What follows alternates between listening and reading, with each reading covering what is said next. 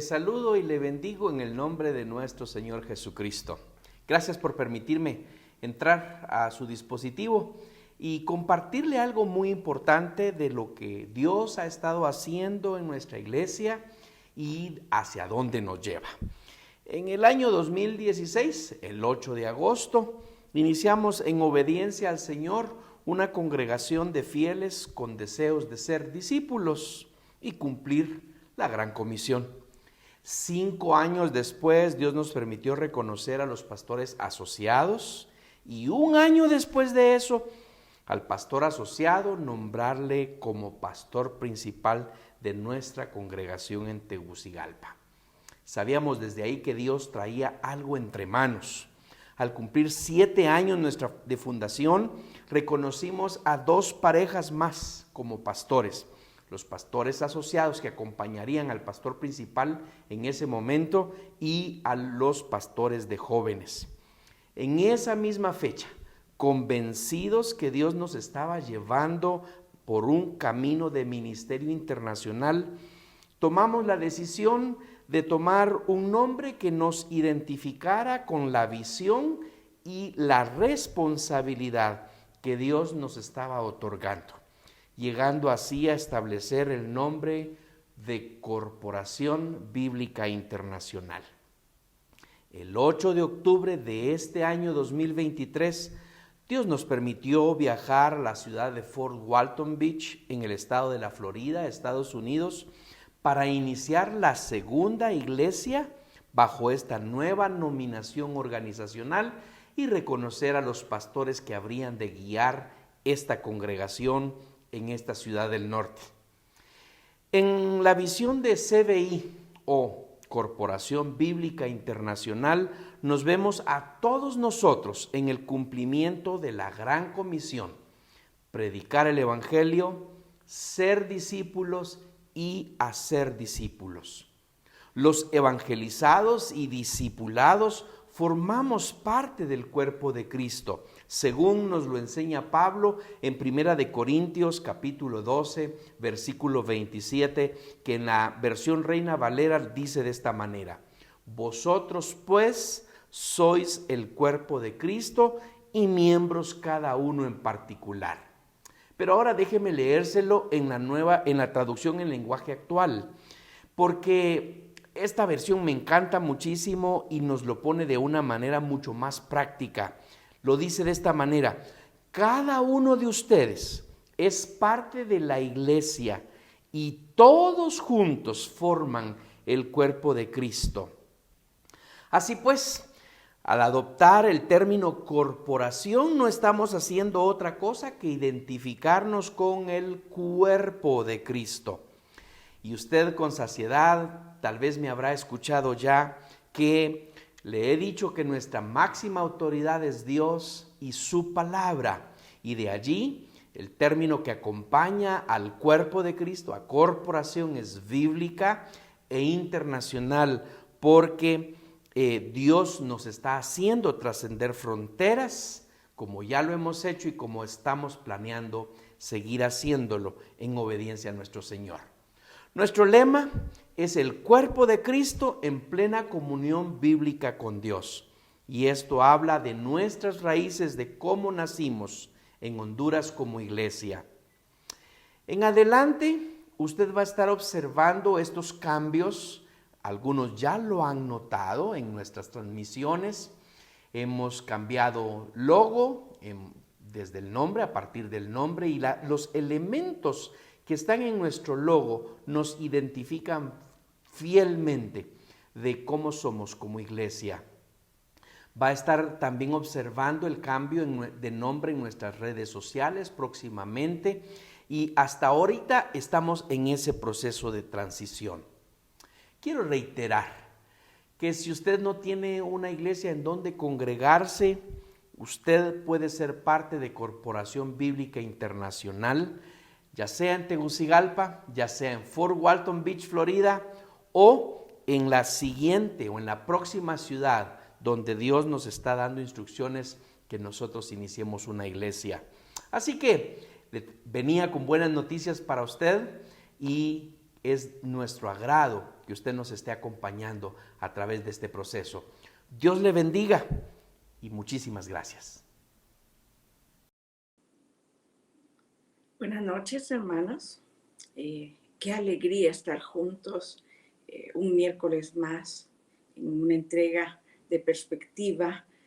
Como lo hacemos cada miércoles, tratamos de apartar una hora de nuestro tiempo para profundizar en las verdades que encontramos en la palabra de Dios, en la escritura, que como decía el pastor Rivas en este video introductorio, es nuestra máxima autoridad como cuerpo de Cristo, que queremos estar fundamentados y centrados en su palabra y lo que tiene para nosotros, el mensaje que tiene para nosotros como iglesia, como cuerpo de Dios. Así que nos alegramos de estar juntos, de que usted haya decidido apartar este tiempo en esta temporada navideña.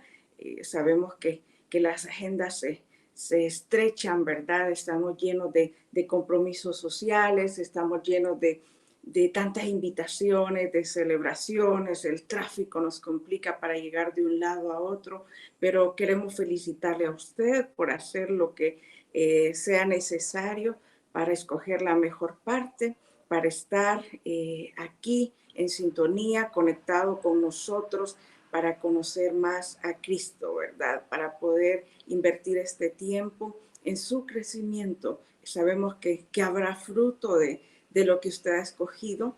Esta inversión de tiempo tendrá un fruto en su vida, hermanos. Así que nos alegramos y le felicitamos.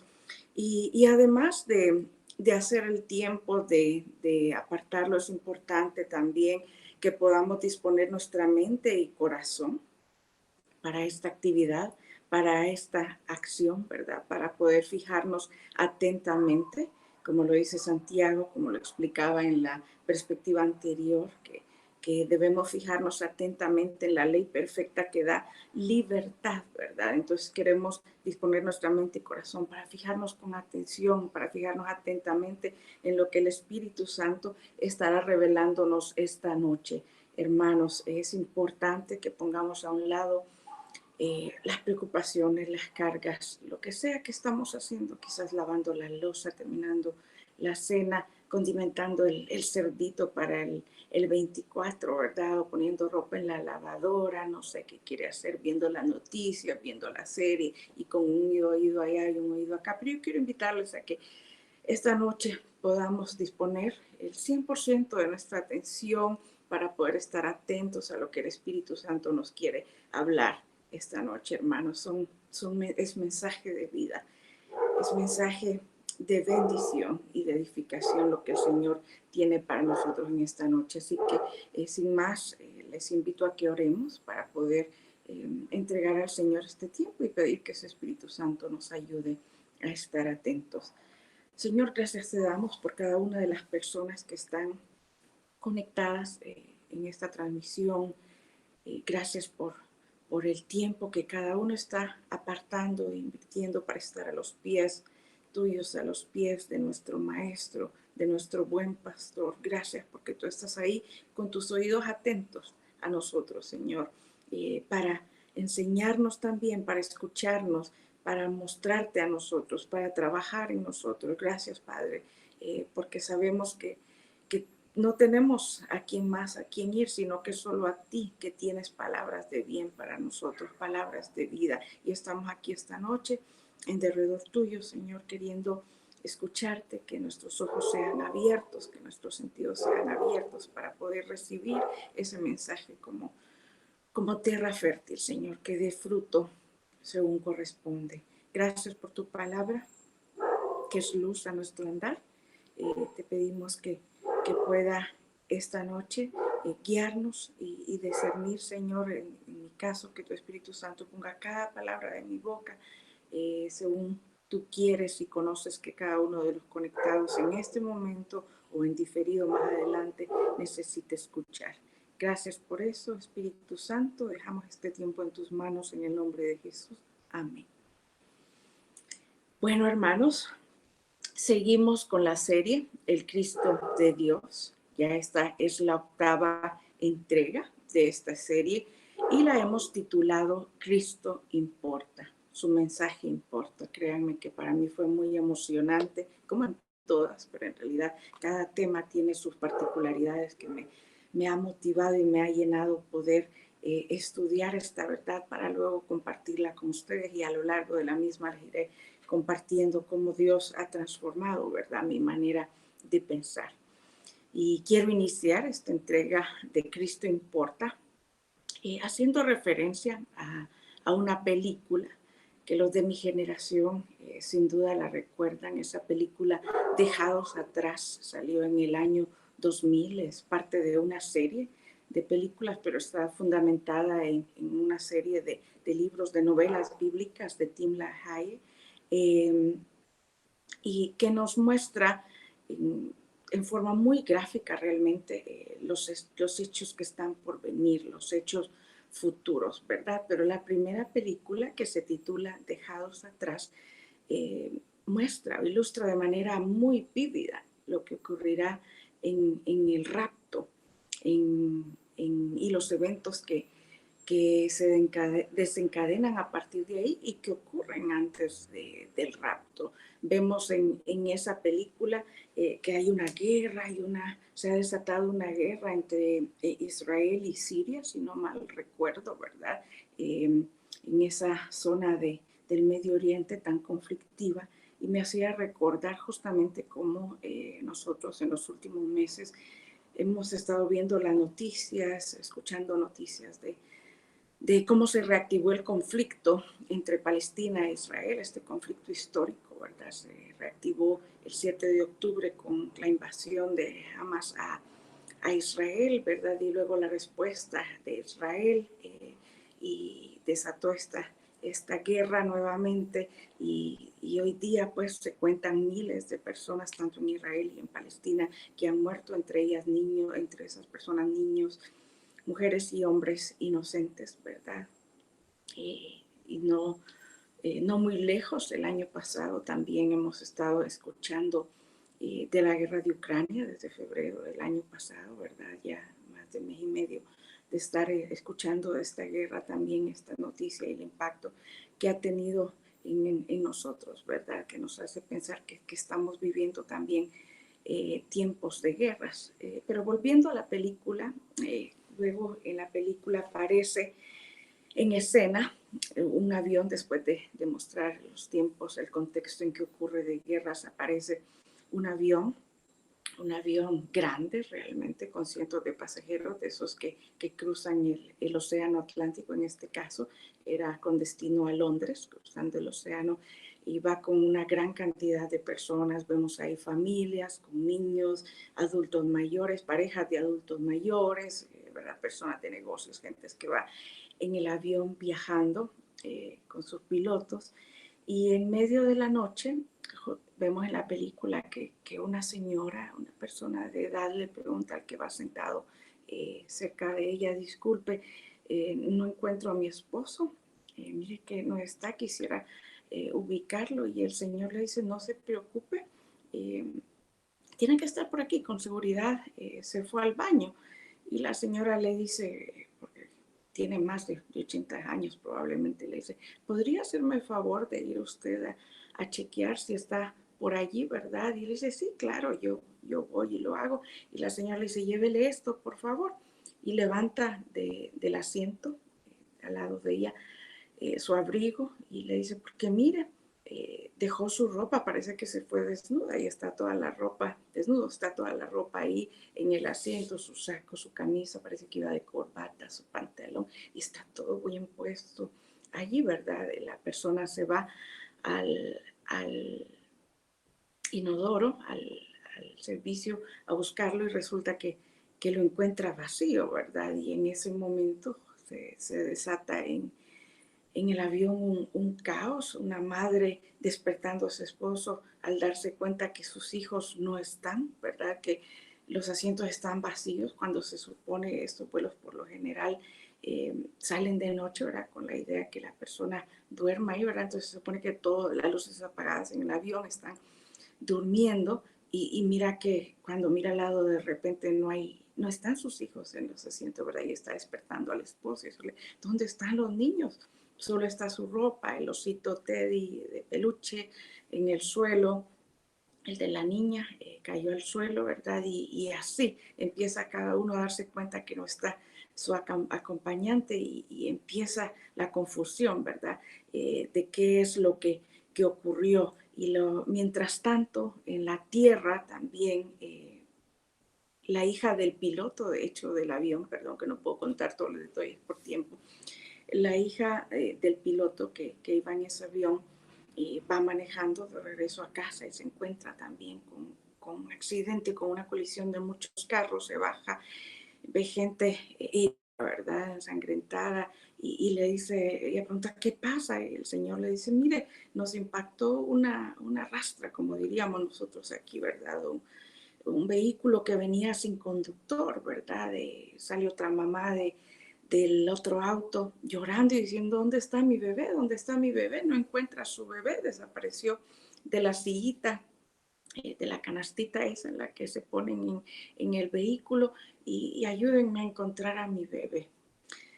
Todo esto, hermanos, lo que está es mostrándonos lo que ocurrirá cuando sea el rapto de la iglesia, cuando las personas, los creyentes en Cristo, sean removidos, seamos llevados de esta tierra para encontrarnos con nuestro Señor.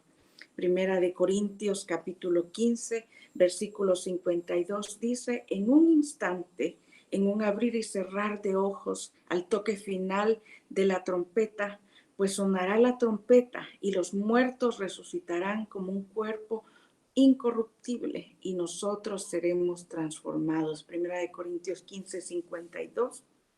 En Nueva Versión Internacional, casi todos los pasajes que tengo van a ser en esa versión. Y esto nos recuerda que el rapto será en un abrir y cerrar de ojos, como ocurrió en esta película, ¿verdad?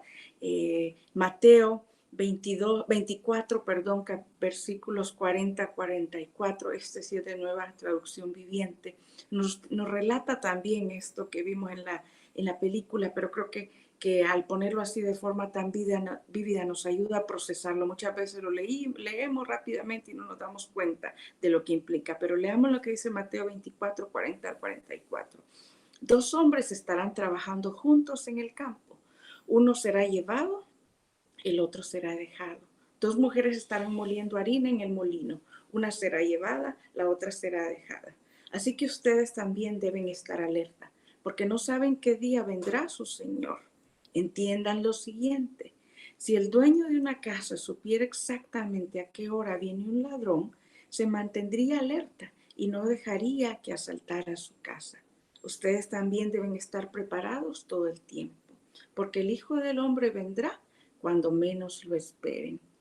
Así va a ser el rapto, la venida del Señor también cuando menos lo esperemos. Nadie sabe el día ni la hora, nos está diciendo este pasaje, ¿verdad? Van a estar dos juntos y uno será llevado, ¿verdad? Como lo vimos en la película. Miraba también otro video buscando material, una pareja también conversando y de repente se queda sola, ¿verdad? Hablando solo. Y Mateo 24, 6 en la Nueva Versión Internacional nos dice, ustedes oirán de guerras y de rumores de guerras, pero procuren no alarmarse. Es necesario que eso suceda, pero no será todavía. Amén, Mateo 24, 6, hermanos.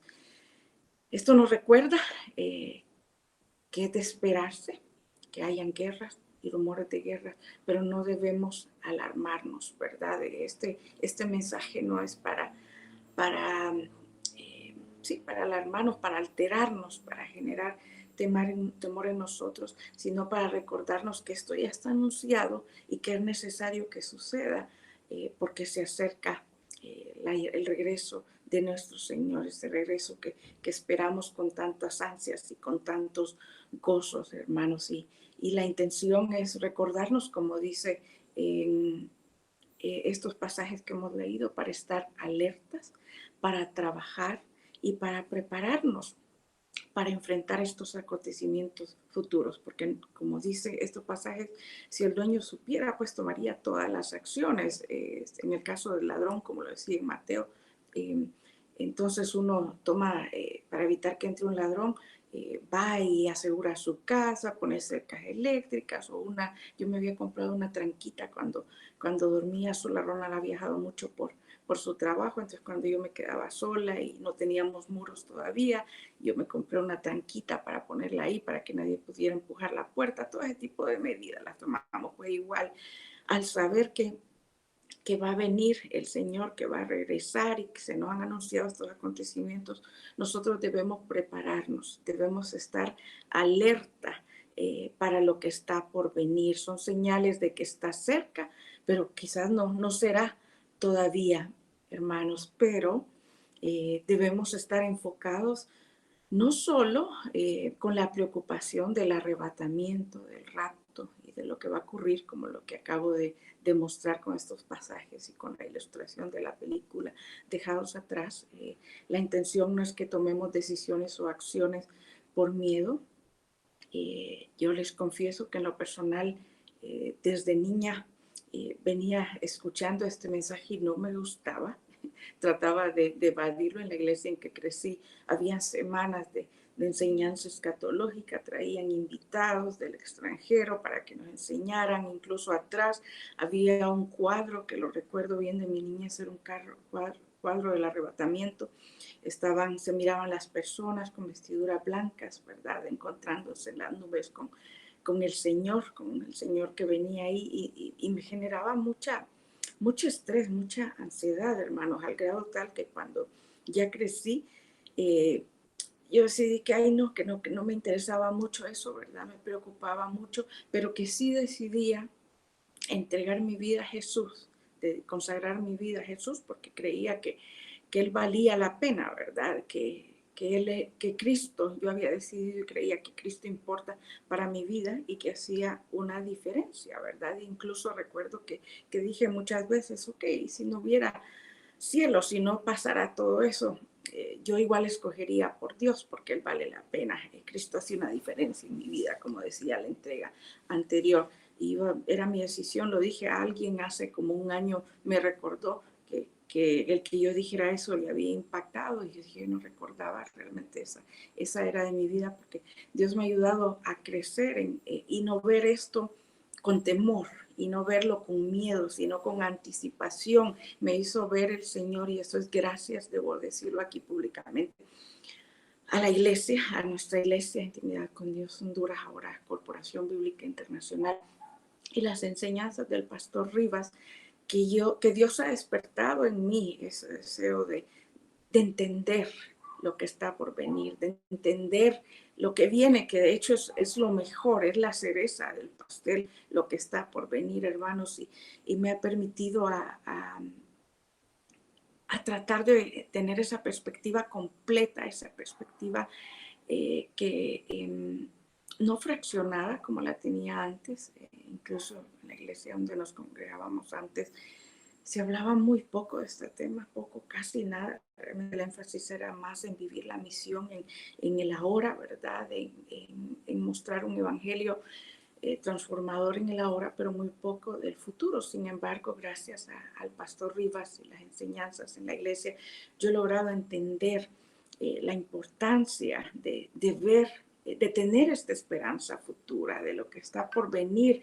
Y eso, hermanos, solo eso es lo que me permite entender la urgencia y la importancia de la programación del Evangelio, al menos en mi vida. Y eso es una bendición, es algo que yo me había perdido cuando ponía de lado el aprender de estos temas, hermano. Me privaba de entender, de no tener esa esperanza con mayor claridad, con mayor luz. Entonces eso es algo de que nosotros debemos estudiar, y que queremos recordar con esta entrega, hermanos, que Cristo importa, y Cristo importa por lo que está por venir. Su mensaje importa, importa. Y es necesario, hermano, mi proposición para usted en estos días, mi propuesta para usted el día de hoy, es que es necesario comprender en todas las dimensiones lo que significa que Cristo, la verdad de que Cristo importa, que su mensaje importa, que su venida importa. Solamente si lo comprendo yo a cabalidad, entonces puedo vivir de acuerdo a ello. Puedo vivir con un sentido de urgencia para mi vida y para la vida de los demás. Eso es lo que vamos a estar hoy profundizando un poco, porque el tema es más amplio de lo que yo puedo presentar aquí, pero que vamos a discutir en esta perspectiva. Entonces, hermanos, ¿por qué importa Cristo y su mensaje? Esa es la pregunta que surge de la afirmación que estaba haciendo, ¿verdad? Con esta introducción. ¿Por qué importa Cristo y su mensaje? Y yo esta noche yo quiero hablarles de dos razones importantes por las que su mensaje es importante para nuestra vida y las demás. La primera razón por la que Cristo importa es porque Él vendrá. Él vendrá y Él vendrá nuevamente, regresará hasta que todos hayan escuchado de Él y de su salvación. Él desea que todos sean salvos. Ese está en el corazón de Dios. Es su misión, su plan de que todos seamos salvos, y nos ha mostrado el camino a la salvación. Al respecto, quiero invitarles a que veamos el pasaje de Segunda de Pedro, capítulo 3, versículo 9, y lo que nos dice en cuanto a este plan de Dios y el hecho de que a Él aún no ha regresado. El Señor no tarda en cumplir su promesa, según entienden algunos la tardanza. Más bien, Él tiene paciencia con ustedes, porque no quiere que nadie perezca, sino que todos se arrepientan, hermanos. Él ha revelado su salvación. Él ha implementado un plan de redención y de salvación a lo largo de la historia que ha puesto a disposición de todos. Sin embargo, debemos tomar en cuenta y recordar que las bendiciones futuras, de lo que está por venir, de esa esperanza de vida eterna que tenemos, no son para todos, hermanos.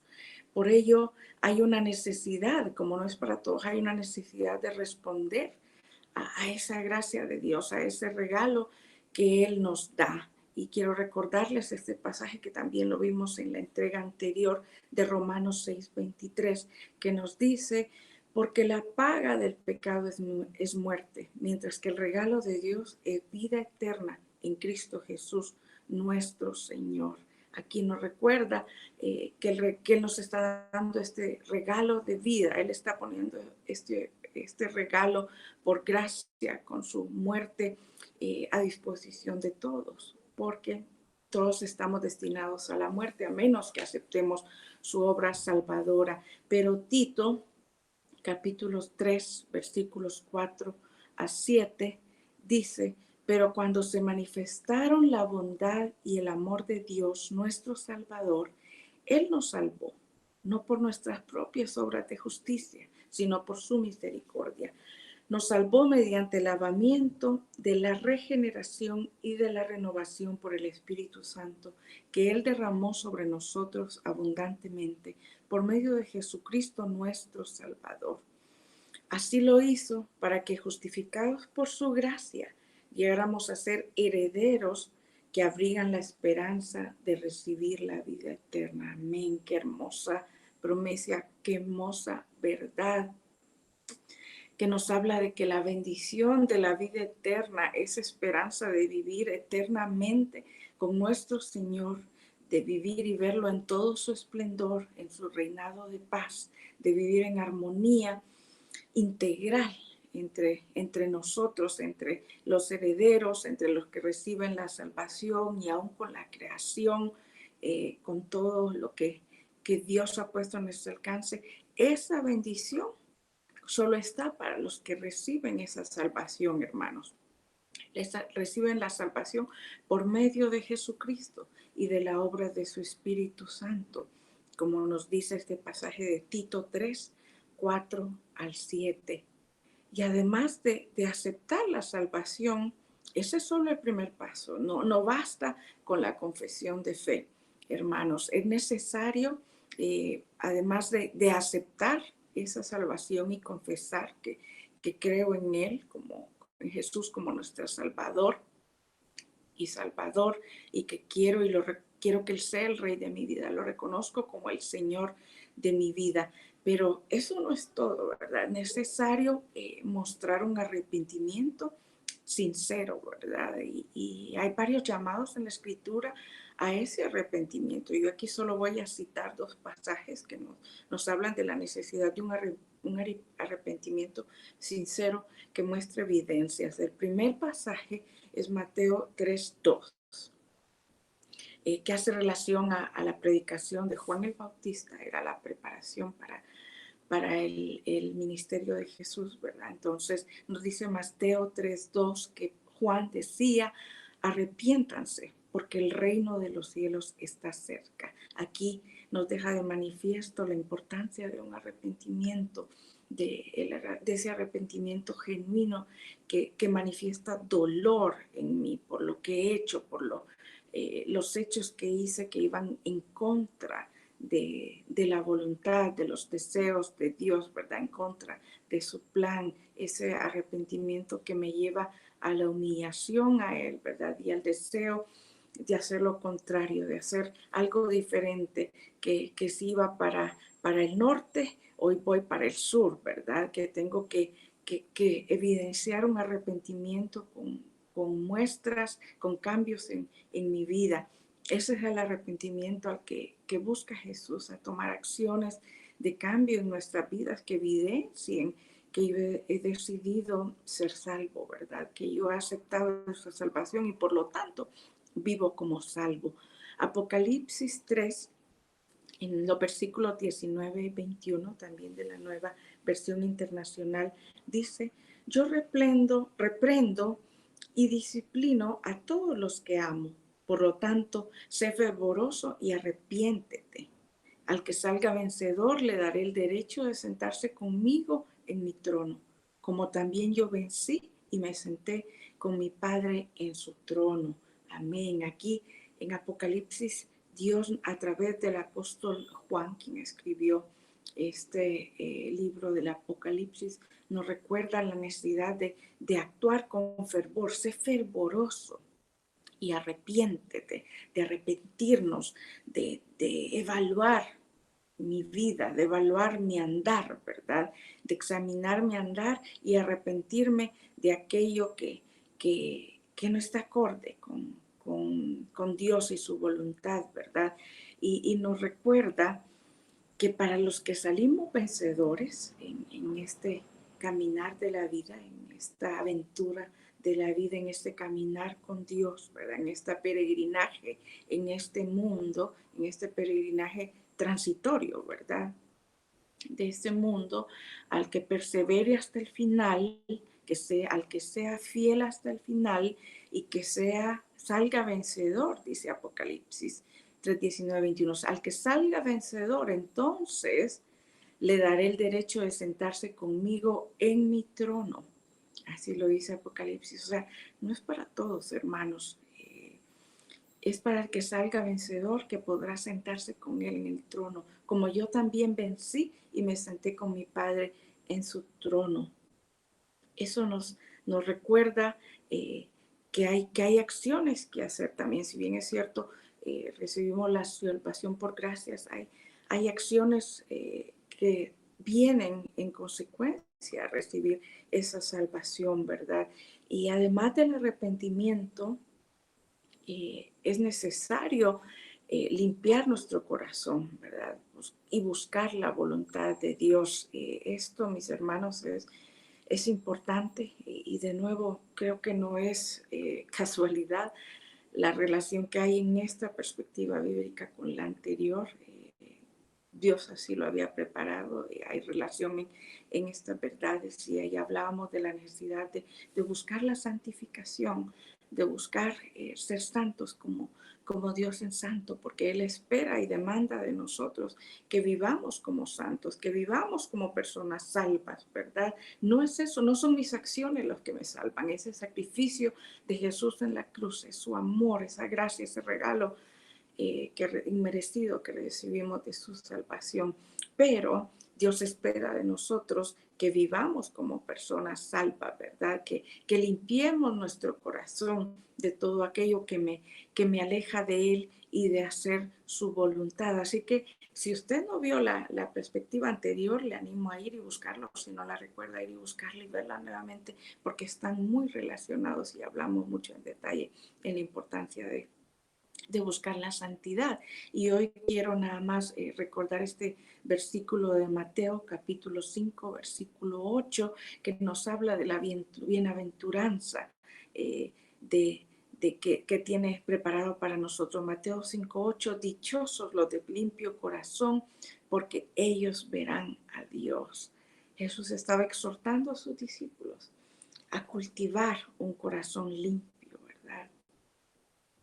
A mantener un corazón libre de contaminación, y eso requiere acciones de nuestra parte, ¿verdad? Porque la limpieza no se logra así nomás, ¿verdad? Para que haya una limpieza hay que tomar acciones, pensando ahorita en la ropa, ¿verdad? El detergente, hay que lavar, ¿verdad? El agua, ingredientes. Entonces, para tener un corazón limpio, como ya dije antes, hay que examinarnos, pero hay que también cuidar de todo lo que entra a nuestro ser, a nuestra mente, a nuestro corazón, ¿verdad? Si yo lo alimento de cosas puras, de su palabra, de cosas edificantes, entonces yo estoy purificando y limpiando mi corazón, pero si estoy llenándolo de basura, difícilmente mantendré un corazón limpio, hermanos. Y luego la importancia de su presencia.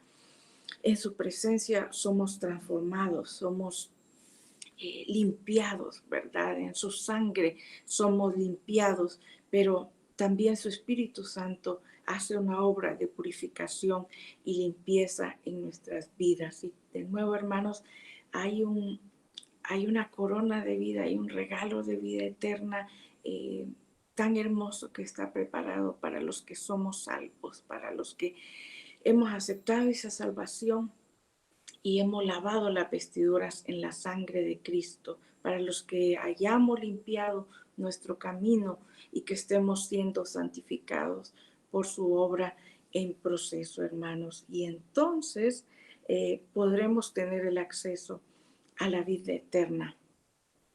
La resurrección de Cristo, hermanos, es la clave para esa esperanza de vida eterna, esa esperanza cristiana en el cielo, esa esperanza nuestra como cristianos. No es una esperanza ni un anhelo de los demás, es para nosotros, los cristianos que hemos decidido creer en Él y seguirle, ¿verdad? Ser sus seguidores, ser sus discípulos. Esa esperanza linda de una nueva creación, de cuando será restaurado todo, cuando todas las cosas serán restauradas a su modelo, al diseño original. Veremos en acción al Dios Trino, en Padre, Hijo, en Dios y Espíritu Santo, obrando esa obra de restauración, ¿verdad? Esa imagen a mí me encanta, en donde habrá una nueva tierra, eh, en donde no habrá más sufrimiento, no habrá más violencia, ni dolor, no habrá muerte. Esa esperanza es la que nosotros tenemos como cristianos y que debemos abrazar y que debe despertar en nosotros ese sentido de urgencia, hermanos, para nuestra vida y para los que están en derredor nuestro, para aquellas personas con las que tenemos contacto. Eso es lo que nosotros esperamos. Leamos lo que dice Apocalipsis capítulo 21, versículos 1 al 4, en relación a esto, en relación a esta esperanza. Aquí nos cuenta Juan sobre lo que Dios le reveló, ¿verdad? Del futuro y lo que él miraba. Dice Apocalipsis 21, versículos 1 al 4. Después vi un cielo nuevo y una tierra nueva, porque el primer cielo y la primera tierra habían dejado de existir, lo mismo que el mar. Vi además la ciudad santa, la nueva Jerusalén, que bajaba del cielo, procedente de Dios, preparada como una novia, hermosamente vestida para su prometido. Oí una potente voz que provenía del trono y decía: aquí, entre los seres humanos, está el santuario de Dios. Él habitará en medio de ellos y ellos serán su pueblo. Dios mismo estará con ellos y será su Dios. Él enjugará toda lágrima de los ojos. Ya no habrá muerte, ni llanto, tampoco lamento, ni dolor, porque las primeras cosas han dejado de existir. Y esa esperanza de ese nuevo cielo, de esa nueva tierra, que nos está diciendo que va a ser diferente a lo que vemos hoy día. Eh, yo, a mí me llena de una esperanza increíble, hermanos, y de gozo pensar que ya no veremos este mundo caído, ¿verdad? Que ya no veremos este mundo en conmoción, en guerra, de muerte, de maldad, de enfermedades, de cáncer, de epidemias y de tantas cosas, sino que será un nuevo cielo y una nueva tierra, hermanos. Ahí en Apocalipsis se nos habla en detalle de cómo será, ¿verdad? Pero aquí en estos pasajes que leí solo nos habla de algunos elementos, ¿verdad? Dice que entonces esa es la esperanza que tenemos nosotros los que hemos sido salvos. Entonces estaremos con nuestro Señor, porque Él habitará en medio nuestro. Lo veremos cara a cara, ¿verdad? Eh, Seremos su pueblo por la eternidad. Viviremos en paz por la eternidad, hermanos. Allí veremos la justicia, la verdadera justicia y misericordia y amor de Dios en plenitud en medio nuestro. Veremos esa armonía plena entre nosotros, la hermandad entre nosotros, ¿verdad? Yo, como dije antes, ya no habría muerte, ya no habría violencia, asesinatos, y aún entre nosotros y la creación misma. Me encanta ese pasaje de Isaías, que por tiempo no lo puedo leer, ¿verdad? Pero Isaías 65 nos relata una escena como la que ocurrirá entonces, ¿verdad? Dice que jugarán el lobo y el cordero, el que nosotros vemos aquí desde niños en las caricaturas, ¿verdad? Que el lobo quiere comerse a las ovejas, ¿verdad? Que sus presas. Habla de que el león jugará con el buey. Se me viene a la mente eh, los documentales, los reportajes de Discovery, de la BBC, en donde vemos a estos felinos, ¿verdad? Detrás de su presa, del buey y los demás. Dice que ahí va a ser diferente, va a ser una armonía total, aún entre la creación, entre nosotros, entre las fieras del campo, entre los animales. Sinceramente, mi mente finita no puede ni siquiera imaginar en su totalidad lo que será. Solo sé que esa esperanza es para mí un regalo precioso que nos debe ayudar a perseverar, hermanos, hasta el final, porque ese será la vida eterna, la mayor parte de nuestra vida, los años que vivamos acá, no sé cuántos Dios en su soberana voluntad tenga planificado para cada uno de nosotros, si serán 60, 50, 60, 70, 80, Él sabrá. Esto será algo momentáneo en comparación con la eternidad, con la vida eterna que Él nos ofrece. Y eso, hermanos, debe bastarnos y motivarnos para poder vivir vidas eh, en santidad, Señor, en santidad, vidas que lo reflejen a Él, que lo reflejen a su mensaje, que sean un testimonio de su salvación, que atraiga a otros a su salvación, que pueda ser un imán que atraiga a los demás al pueblo de Dios, a la iglesia de Dios. Eso es lo que debe llenarnos, que debe avivar en nosotros una llama y un deseo fervente, hermanos, de el darnos cuenta que la vida eterna existe, que la inmortalidad eso que nos plantean también en las películas, ¿verdad? De que la gente anda buscando la eterna juventud, la inmortalidad, la buscan en fuentes, ¿verdad? En lugares, en lugares ancestrales tal vez o mágicos, pero nosotros tenemos ese tesoro, sabemos que sí existe, que hay vida eterna y que Cristo nos ofrece eso a nosotros. La pregunta es, ¿cómo quiero vivir yo la vida eterna en siendo parte de todo esto que he estado relatando, ¿verdad? Siendo parte del arrebatamiento, siendo parte de su reino en el aquí y el allá, ¿verdad? En verlo a Él y vivir con Él por la eternidad, en su reinado, en una nueva tierra y un nuevo cielo. Y eso lo podré tener a mi disposición si acepto su salvación, o quiero vivir la eternidad en la muerte eterna. Solo hay dos opciones, ¿verdad? Y debemos ser conscientes de ellos y que debemos tomar una decisión al respecto. Pues bueno, con eso concluiría esa primera razón de que Dios desea que todos seamos salvos. El Cristo importa, su mensaje importa, porque nos trae salvación a todos y es para todos. Quiere que todos seamos salvos y procedamos al arrepentimiento. La segunda razón por la que Cristo importa, hermanos, es porque habrá un juicio final y todos tendremos que rendir cuentas en ese juicio final, ¿verdad? No podemos dejar de lado esta verdad. Leamos lo que dice Apocalipsis, capítulo 20, versículos 11 al 14. Luego vi un gran trono blanco y a alguien que estaba sentado en él. De su presencia huyeron la tierra y el cielo, sin dejar rastro alguno. Vi también a los muertos, grandes y pequeños, de ir delante del trono.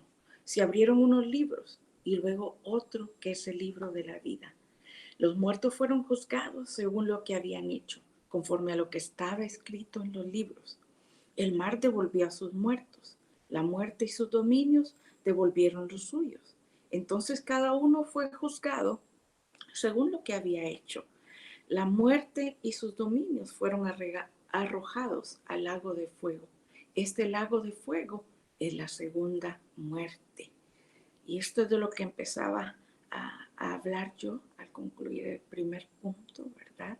De que si no optamos por recibir la salvación, la otra opción es entonces la segunda muerte. Si es que hemos pasado la primera muerte física, ¿verdad? La siguiente es la segunda muerte por la eternidad, la muerte eterna. Si bien es cierto, este pasaje es del libro de Apocalipsis y ahí hay mucha simbología, ¿verdad? En ese libro, Juan, en su narración de sus visiones, de lo que vio, él muchas veces decía, había algo que era como, ¿verdad? Él usaba un símbolo para comunicar la visión que había visto, pero en este caso creo que hay que tomarlo textualmente, ¿verdad? Cuando dice que vio un trono blanco, porque en efecto hay otros pasajes del Nuevo Testamento. En el Nuevo Testamento, al hablar de juicio, en la mayor parte se hace referencia ya a este juicio final, al juicio que el Señor hará en este momento, ¿verdad? A este juicio futuro y definitivo que acompaña el regreso de Cristo. Y hay más pasajes que hacen referencia a ello, entonces debemos tomarlo textualmente como que sí habrá un juicio. Por ejemplo, Mateo 25, 31 al 46 nos dice, cuando el Hijo del Hombre venga en su gloria con todos sus ángeles, se sentará en su trono glorioso. Todas las naciones se reunirán delante de él, y él separará a unos de otros, como separa el pastor las ovejas de las cabras. Pondrá las ovejas a su derecha y las cabras a su izquierda. Entonces dirá el rey a los que estén a su derecha, vengan ustedes, a quienes mi Padre ha bendecido. Reciban su herencia, el reino preparado para ustedes desde la creación del mundo. Luego dirá a los que estén a su izquierda: apártense de mí, malditos, al fuego eterno preparado para el diablo y sus ángeles. Aquellos irán al castigo eterno y los justos a la vida eterna. Y leamos también Primera de Corintios 4:5 antes de comentar estos dos pasajes, que dicen: por lo tanto, no juzguen nada antes de tiempo. Esperen hasta que venga el Señor. Él sacará a la luz lo que está oculto en la oscuridad y pondrá al descubierto las intenciones de cada corazón. Entonces cada uno recibirá de Dios la alabanza que le corresponda. Amén. Estos dos pasajes, hermanos, nos muestran lo que ocurrirá ese día del juicio final, en ese día en que el Señor se sentará en su trono y emitirá juicio, ¿verdad? En donde cada uno de nosotros vendrá a rendir cuentas delante de Él, de nuestras acciones. Y allí, si aquí en este mundo pudimos vivir con una máscara como hipócritas, ¿verdad?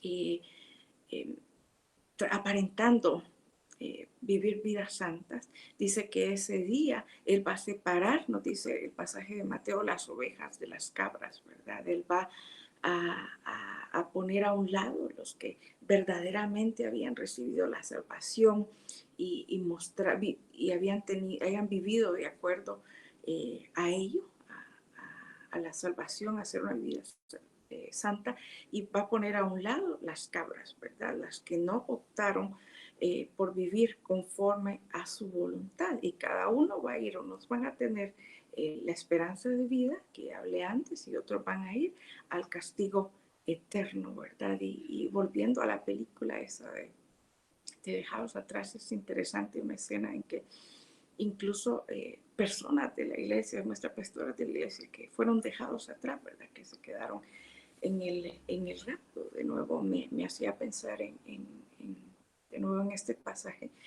en que no todos habrán lobos vestidos de ovejas, dicen otros pasajes de la Escritura, ¿verdad? Entonces no todo el que va a la iglesia va a ser salvo, hermanos. Entonces, y nosotros queremos que Corporación Bíblica Internacional esté lleno de salvos, de personas que nos vayamos con Él, si Él viene y nos arrebate en vida, que nos vayamos con Él, o que resucitemos si ya hemos muerto, para cuando Él regrese, que resucitemos primero y nos encontremos con Él en las nubes para disfrutar de una vida eterna, de una vida plena con Él, hermanos. Todos seremos juzgados, ¿verdad? En el día del juicio. No es tampoco solo para los no creyentes. Todos daremos cuenta de cada detalle de nuestra vida.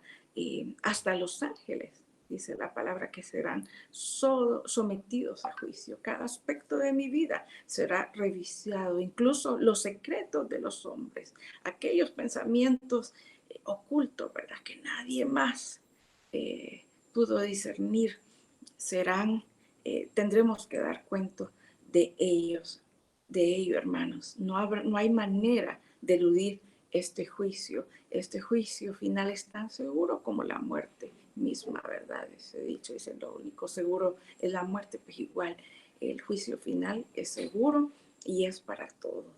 Dios juzgará los pensamientos, las palabras y los actos de cada uno. Y qué triste será, no solo para nosotros los que supimos de ello, pero no tomamos acciones, pero más triste aún para los que murieran o llegaron a ese momento en ignorancia, hermanos.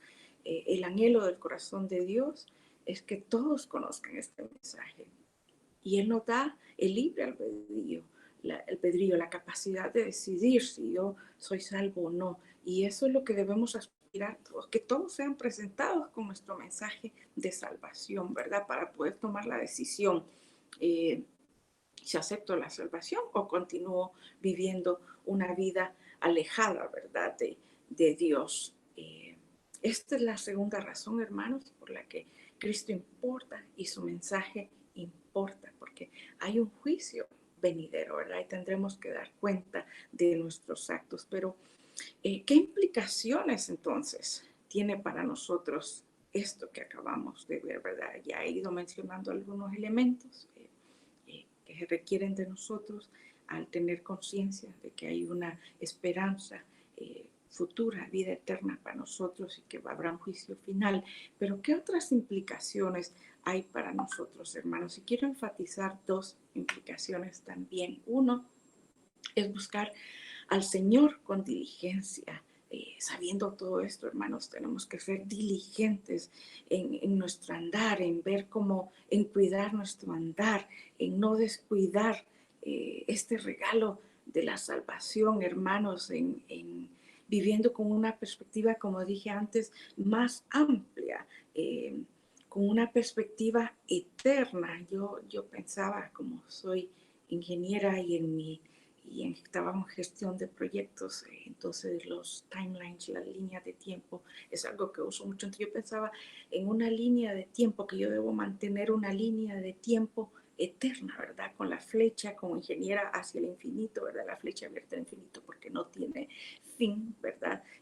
Con una perspectiva de la vida de esa manera, pensando en la eternidad y que mi vida, la vida aquí en la tierra es solo un pedacito de ese timeline, ¿verdad? Y por lo tanto debo ser diligente en cuidar cómo ando yo, cómo camino yo, cómo vivo aquí, qué es lo que muestra mi vida, ¿verdad? Debo aprovechar en este tiempo, buscar al Señor. Nosotros vivimos en un contexto, hermanos, privilegiado. Y esto lo hemos dicho varias veces, el pastor Riva lo menciona, yo también creo que casi siempre en mis prédicas, en mis perspectivas, yo hablo de ello, de que es un privilegio tener la libertad de culto que nosotros tenemos, la libertad de el acceso a la palabra de Dios. Por un lado, hermanos, nosotros no tenemos restricciones, podemos ir a la iglesia en todo momento, en cualquier momento podemos conectarnos, ¿verdad? Hay países, pero no es esa la realidad de muchos países. Aún en América Latina hay países que tienen persecución, que tienen bloqueos, que tienen restricciones, no digamos en África, en el Medio Oriente, países musulmanes, ¿verdad? En otros países que hay gobiernos autoritarios que quieren controlar toda ideología, todo pensamiento de sus ciudadanos. Allí no permiten que haya ninguna prédica, ¿verdad? Del Evangelio, por ejemplo, pero nosotros tenemos aquí libertad completa, hermanos, para poder hacerlo, para ir a la iglesia, para congregarnos, para buscar de conocer más, de ser diligentes, de cuidar esta salvación y tenemos que aprovecharlo. Isaías 55:6 dice, busquen al Señor mientras se deje encontrar, mientras pueda ser hallado, dice otra versión, llámenlo mientras esté cercano. Entonces, hermanos, busquémoslo, porque esto no siempre será así, ¿verdad? Eh, en, el Señor nos ha permitido a nosotros vivir en momentos privilegiados, no solo por lo que dije antes, sino que vivimos en una era con tanta información, hermanos, la tecnología nos da acceso a tantos recursos, hermanos, bueno, a estas plataformas, ¿verdad? Que nosotros como iglesia tenemos, pues, transmitimos el culto, transmitimos recursos como estos. Usted se puede conectar a muchas otras iglesias, congregaciones, recursos que hay, ¿verdad? No solo en las redes sociales, usted puede encontrar libros digitales, ¿verdad? Tantos recursos, hermanos, es una bendición, ¿verdad? Y yo recuerdo mi niñez que no fue así, ¿verdad? Para encontrar conocimiento había que ir a una biblioteca pública o buscar librerías cristianas y vaya, que no es que había mucho, ¿verdad? En mi caso, mi papá sí era amante y tenía sus libreros, amante del conocimiento y tiene sus libreros llenos de libros, ¿verdad? Y había de dónde encontrar, pero aún así era tan limitado. Cuando yo pienso ahora en lo que yo tengo para poder estudiar, yo digo, wow, qué diferencia cómo se hacía en los tiempos de mi papá, ¿verdad? Que solo lo miraba con sus comentarios bíblicos, con su concordancia, con su diccionario, sentado en la mesa estudiando, eso era todo. Pero ahora nosotros tenemos tantos recursos, uno puede buscar páginas, etcétera, pero siempre, siempre debemos escudriñarlo todo y retener lo bueno, ¿verdad? Hay que buscar las fuentes, ¿verdad? Para poder asegurar que lo que estamos leyendo es de edificación, que es verdad, que es sana doctrina. Debemos buscar la sana doctrina, no podemos aceptar tanta cosa, pero incluso hasta la inteligencia artificial, no es que sea satánica, ¿verdad, hermanos? Puede utilizarse para el bien, ¿verdad? Yo utilicé el chat GPT hace como, bueno, unas semanas, fue en el Instituto Bíblico, no para que me hiciera la tarea Melanie, le menciono aquí, sino que en la búsqueda de información sobre el contexto judío en los tiempos en que fue escrito la Carta de Santiago, que era mi asignación, mi tarea, mi proyecto. Me estaba costando encontrar realmente información sobre ese contexto. Dije, pues voy a ir al chat GPT de inteligencia artificial para pedirle que me haga una búsqueda del contexto hebreo, judío, en esos tiempos de Jesús, en los primeros 100 años después de Cristo. Se lo pedí y fue interesante, claro. Tuve que escudriñar todo y ver si hay algo ahí que me llamaba la atención. Es importante contrastarlo o cotejarlo con otras fuentes para asegurar que es verídico, ¿verdad? Pero realmente, hermanos, yo me siento privilegiada en esta era que vivimos. Realmente que no hay excusa para decir que no podemos crecer en el conocimiento de Dios, pero sin dejar de lado la Biblia. La Biblia es nuestra base, es nuestro fundamento. Lo demás es complementario para poder exprimir, para poder entender la verdad que ahí está, ¿verdad? Entonces, hermanos, debemos ser diligentes. Esa primera implicación es ser diligentes en mi búsqueda del Señor, en buscarlo mientras se deje encontrar, mientras puede ser hallado, ¿verdad? Vos ser diligente en escudriñar su palabra, en buscar los recursos, en tratar de entender qué es lo que me dice, en tener hambre por conocerle más, ¿verdad? No conformarme con lo que tengo, en buscar su presencia, esa presencia en que me transforma, en que me llena, que me da el gozo que necesito para seguir adelante, hermanos. Es necesario ser diligentes en todo ello. Es mi responsabilidad para yo poder vivir a tono con la perspectiva de Dios. De lo contrario, hermanos, si no hago eso, yo me conformo a este mundo. Yo vivo buscando la gratificación temporal, momentánea, del momento, de lo que vivo, y pierdo de vista la eternidad y lo que está por venir.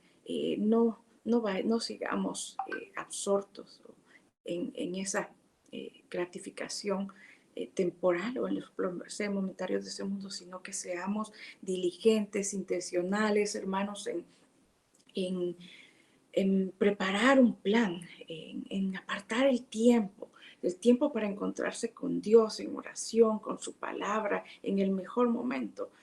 Usted conocerá su agenda cuando es el mejor momento para usted, pero por sobre todo no deje de congregarse, hermanos. Esto es necesario porque somos parte. Esta promesa es para el cuerpo de Cristo, para la iglesia, ¿verdad? Debemos congregarnos, debemos mantenernos unidos al cuerpo de Cristo, ¿verdad? Y ser y hacer iglesia. Eso es lo que buscamos nosotros en Corporación Bíblica, ser iglesia y hacer iglesia, ser nosotros, vivir como el cuerpo de Cristo, cumplir mi función como miembro del cuerpo de Cristo. No lo puedo cumplir separado del cuerpo, ¿verdad? Y hacer iglesia, ¿verdad? Cumplir la misión del cuerpo de Cristo, de alcanzar a los perdidos, de llevar el mensaje de Dios a los perdidos. Así que yo le animo a que usted, si ha estado distante de la iglesia, que se congregue con nosotros, que se acerque. Si no tiene una iglesia, Corporación Bíblica Internacional, como ya lo dijo el pastor en el video, está abierto para ustedes. O busque una iglesia donde congregarse, pero eso es parte de tomar acciones y de ser diligentes. Y la segunda implicación y última para ir cerrando esta perspectiva es predicar con urgencia el Evangelio. Entonces tiene dos implicaciones. Uno para mí en lo individual, en cuidar, en estar alerta, en vivir como tal, pero por otro lado en predicar con urgencia el Evangelio, en entender que Cristo importa de manera urgente, hermanos. ¿Cómo oirán si nadie les predica? Nos dice la palabra en Romanos capítulo 10, versículo 14. Ahora bien, ¿cómo invocarán a aquel en quien no han creído? ¿Y cómo creerán en aquel de quien no han oído? ¿Y cómo oirán si no hay quien predique? Más claro no puede ser, ¿verdad, hermanos? ¿Cómo van a escuchar el mensaje si nadie les predica, si nadie se los habla? Somos llamados, hermanos, a compartir las buenas nuevas de salvación, invitar a otros a ser parte del reino de Dios. Somos llamados a predicar con nuestras palabras o con nuestro testimonio, a testificar de nuestra fe y de la obra de Dios en nuestra vida. Testificar de nuestra fe, de su obra salvadora, es lo que le llamamos evangelismo, hermanos. Debemos hacer ese llamado para que respondan a ese mensaje de gracia de que hemos estado hablando. Hermanos, debemos sentir esa urgencia de que los que no han oído, de los que no o lo han oído pero no lo entienden, van camino a la muerte eterna, a la destrucción. Y debemos, hermanos, predicar de manera incesante y debemos, al hacerlo, no olvidemos que hay ejemplos en la palabra de cómo hacerlo. Creo que por tiempo no voy a poder abordar todo, pero quisiera cerrar diciendo que Jesús no solo predicó en un evangelio de palabras, sino que predicó un evangelio integral, ¿verdad? Mostraba su poder, echó fuera demonios, sanó a los enfermos con palabras, y lo hizo con palabras y con hechos, hermanos. Nosotros somos llamados a hacer lo mismo, a predicar con palabras y con hechos.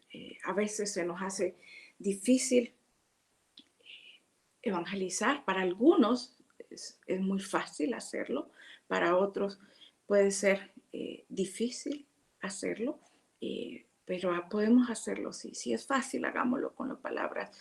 Oremos, oremos. Esta no es una tarea que tenemos que hacer solos.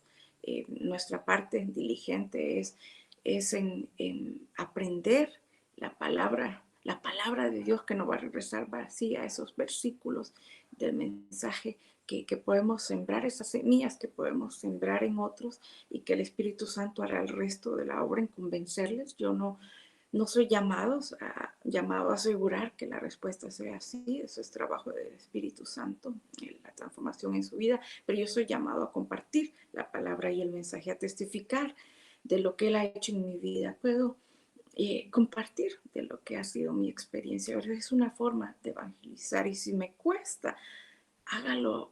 Hay que hacerlo con nuestra vida, que nuestras acciones muestren una vida diferente, ¿verdad? Una vida salva, una vida restaurada, una vida de gracia, de misericordia, de amor, de solidaridad, que muestre un evangelio vivo, hermanos. A eso somos llamados. Romanos 15, 18 al 19 dice: no me atreveré a hablar de nada sino de lo que Cristo ha hecho por medio de mí, así decía Pablo, para que los no judíos lleguen a obedecer a Dios. Lo he hecho con palabras y obras, mediante poderosas señales y milagros por el poder del Espíritu de Dios. Así que, habiendo comenzado en Jerusalén, he completado la proclamación del Evangelio de Cristo por todas partes hasta la región de Iliria. Aquí Pablo nos habla de que él hablaba el Evangelio de Cristo. La centralidad del Evangelio debe ser Cristo, ¿verdad? Lo que él hizo, sus señales poderosas, lo que ha hecho en mi vida. Y por otro lado, Pablo también nos enseñó con su ministerio que debemos hablar a todos y hacer de todo. Veamos 1 Corintios 9:22. Entre los débiles me hice débil, a fin de ganar a los débiles.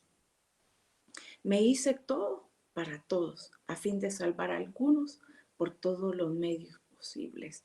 Aquí Pablo dice, ok, yo no puedo llevar el mensaje si estoy solo con los cristianos y los creyentes. Y eso es lo que el pastor Ian nos compartía el domingo en Fort Walton. Él dice, en esta obra me doy cuenta que tengo que ir y buscar a los no creyentes, desarrollar relaciones con ellos para poder compartir el mensaje del evangelio. Eso es lo que Pablo decía ahí, hablar a todos y hacer de todos. No debo tener una actitud como de los fariseos, de, uy, no, yo no me llevo con ese por lo que hace, ¿verdad? Sino más bien verlo como un campo de misión para tratar de alcanzar a todos por todos los medios posibles. Debemos tomar parte en la misión de Dios, hermanos, de llevar, de compartir su evangelio. Debemos tomar parte en esa urgencia de Dios, ese deseo de Dios, de que nadie perezca, de que todos procedan al arrepentimiento. Y cierro nuevamente con este pasaje de 2 de Pedro 3:9. El Señor no tarda en cumplir su promesa, según entienden algunos la tardanza. No es que Él se equivocó o mintió, más bien Él tiene paciencia con ustedes, porque no quiere que nadie perezca, sino que todos se arrepientan, hermanos. Así que abracemos en esta misión de compartir el evangelio con urgencia, ya sea palabras o con mi testimonio, si lo hago de palabras, que también mi testimonio sea consecuente con lo que predico, ¿verdad? Para entonces escuchar el día final, el día del juicio, de las palabras de Mateo 25:21, escuchar que Dios nos diga, como lo menciona aquí, su Señor respondió, hiciste bien. Mateo 25:21, hiciste bien, siervo bueno y fiel. En lo poco has sido fiel, te pondré a cargo de mucho más. Ven a compartir la felicidad de tu Señor. Amén. Qué hermoso poder recibir esas palabras que nos diga, ven a compartir mi gozo, el gozo de todos los que han sido salvos y que están morando conmigo aquí por la eternidad, y que nos den la palmadita en la espalda, ¿verdad? Bien, buen siervo y fiel. En lo poco fuiste fiel, en lo mucho te pondré. Amén, hermanos. Yo anhelo eso y debemos trabajar cada uno de nosotros por eso. Las buenas nuevas del Evangelio, hermanos, de la salvación de Cristo, son importantes para mi vida y para todos los demás, para toda la humanidad. Es el anhelo de Dios que todos seamos salvos, que todos vivamos una vida de santidad aquí. A eso se refiere la salvación, tener ser salvos aquí del pecado, de la corrupción del pecado y de la maldad, y ser transformados por el Evangelio, pero también desea que seamos salvos de los eventos futuros que están por venir, cuando todo el cosmos sufrirá un colapso. Hermanos, nuestra tierra, como la conocemos ahora, será destruida. Entonces, y todo será restaurado al diseño original de Dios. Y solo los que seamos salvos podremos disfrutar de ello y ser libres de esos años de tribulación, hermanos. En conclusión, mi vida debe reflejar que Cristo importa. Su primera venida, cuando nos trajo salvación, importa, y su segunda venida también importa, por todo lo que hemos estudiado hoy. No esperemos al último minuto, hermanos, para tomar acciones para mi vida y para los demás. Yo debo cultivar ese sentido de urgencia de compartir su mensaje a cada persona con la que tengo oportunidad, hermanos. Debemos orar para que se abran oportunidades, para que ponga palabras en mí, y no nos preocupemos, que no estamos solos en esta tarea. El Espíritu Santo está con nosotros, Él hace la mayor parte. Yo solo tengo que ser obediente y diligente, hermanos. Así que les animo a seguirlo haciendo, a que vayamos y evangelicemos y vivamos vidas que demuestren que Cristo importa. Dios les bendiga, hermanos. Feliz Navidad y bendecido año nuevo para cada uno de ustedes. Amén.